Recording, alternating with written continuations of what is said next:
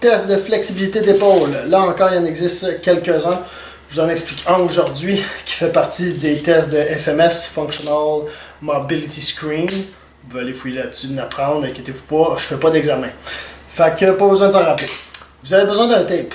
Là, je vous montre la méthode, comment je pourrais dire, non officielle. Parce qu'il y a un système de scoring sur ce test-là, où on peut atteindre une note. Puis habituellement, il faut que quelqu'un vous prenne la mesure dans le dos. Moi, j'ai trouvé une méthode qui est relativement simple de se faire soi-même le test et qui est très près de la vérité. Première chose à savoir, il faut prendre la longueur de sa main par rapport exactement où elle commence. Fait que votre dernière ligne, vous avez de pli ici. Ben, c'est de là que vous mesurez. Vous mesurez la longueur de votre main. Ok, je vais essayer de le faire comme il faut là. Moi, je dirais 7 pouces et demi. Fait que j'ai 7 pouces et demi. Ensuite, étirez-le complètement et allez le déposer au sol. Fait que le tape est au sol, fait qu'il s'étire tout seul. Tout ce que je vais faire, parce que le test devrait être main fermée avec le pouce à l'intérieur. Vous pouvez faire le même test. Je viens ici accrocher le tape sur mon pouce. Je viens fermer une main dessus. Fait qu'on voit qu'en faisant ça, je cache à peu près 1 pouce du tape. Fait qu'on va retirer ce pouce-là de notre mesure plus tard. Ensuite, j'arrive dans le dos. Je suis assez haut. OK. Je ferme l'autre main. Je vais venir essayer de rapprocher les poings fermés. Les mains le plus proche possible. Après ça, je prends le tape. On le voit-tu? OK, excellent. Ici en bas, là, je ferme mon poing en prenant le tape.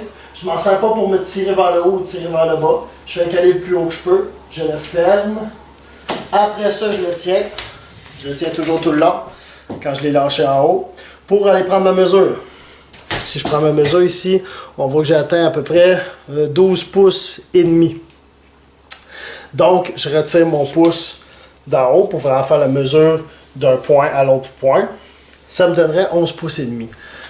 L'objectif, l'idéal quand vous cherchez à faire ça, c'est d'atteindre la distance qu'on avait de notre main.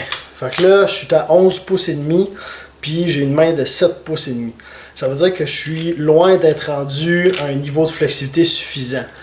Dans mon cas, présentement, ceux qui ont suivi, j'ai une déchirure pectorale, ce qui fait en sorte que j'ai de la misère à venir chercher au maximum. Ce qu'il faut se donner, c'est pas pour dire que je suis super flexible, là. Mais en ce moment, ça démontre qu'il me manque énormément de flexibilité dans l'épaule. Ce qui serait tolérable, si vous n'atteignez pas la distance d'une main, ça serait la distance d'une main plus 2 pouces, gros maximum. Encore là, vous seriez efficace pour tous vos mouvements qui demandent de la flexibilité, comme des handstands, walk, des handstand push-up, des overhead squats. Sinon, quand même, l'essentiel serait d'atteindre la distance au moins de la main ou plus petit encore que la main quand vous faites ce test-là.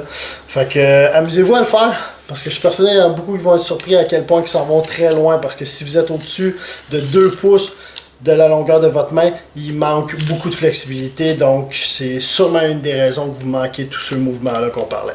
Ciao gang!